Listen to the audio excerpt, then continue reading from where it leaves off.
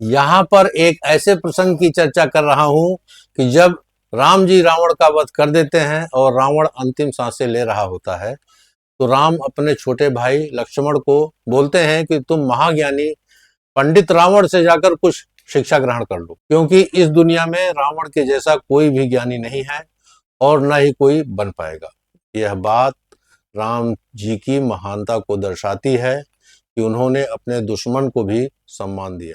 रावण अहंकारी था, उसका अहंकार ही उसके मृत्यु का कारण बना था। लेकिन रामचंद्र जी कहने पर लक्ष्मण रावण के पास गए और फिर उन्होंने पूछा भी उससे रावण से, लेकिन रावण कुछ नहीं बोला। थोड़ी देर इंतजार करने के बाद लक्ष्मण वापस आ गए। आप वापस आ गए तो प्रभु श्री राम ने पूछा कि लक्ष्मण क्या हुआ, कुछ रावण ने कुछ बोला? उन्होंने कहा कि नहीं प्रभु, वो तो कुछ बोला ही नहीं। तो श्री रामचंद्र जी ने पूछा कि तुम किधर खड़े थे, उसके पैर की तरफ खड़े थे या सिर की तरफ खड़े थे? तो लक्ष्मण बोले नहीं, मैं तो सिर की तरफ खड़ा था।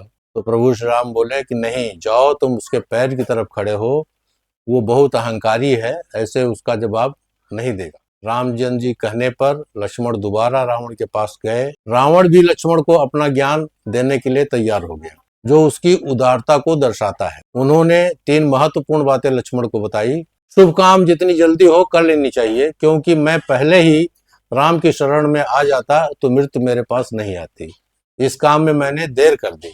दूसरी बात बताई, किसी को भी अपने से कमजोर नहीं समझना चाहिए। मैंने भगवान शिव से यह वरदान मांगा था कि मनुष्य और वानर को छोड़कर मुझे कोई नहीं मार सके। यही मेरी भूल थी, मैंने दोनों को तुच्छ समझा था और यही मृत्यु का कारण बना मेरी। तीसरी बात, छोटा और बड़ा कोई भी राज की बात किसी को भी नहीं बताना चाहिए। रावण लक्ष्मण को बोलते हैं कि राम युद्ध इसलिए जीत गया क्योंकि तुम्हारे जैसा भाई उनके साथ था। मैं युद्ध इसलिए हार गया क्योंकि मेरा भाई मेरे साथ नहीं था। ये बात तो सब लोग जानते हैं कि विभीषण ने ही राम जी को बताया था कि रावण की मौत उसके नाभि में बाण मारने से होगी। युद्ध के बाद के सारे प्रसंग दिल को छू जाते हैं कि राम जी का अपने दुश्मन को भी ज्ञानी मानकर उनसे शिक्षा ग्रहण करने के लिए लक्ष्मण को बोलते हैं। जय श्री राम।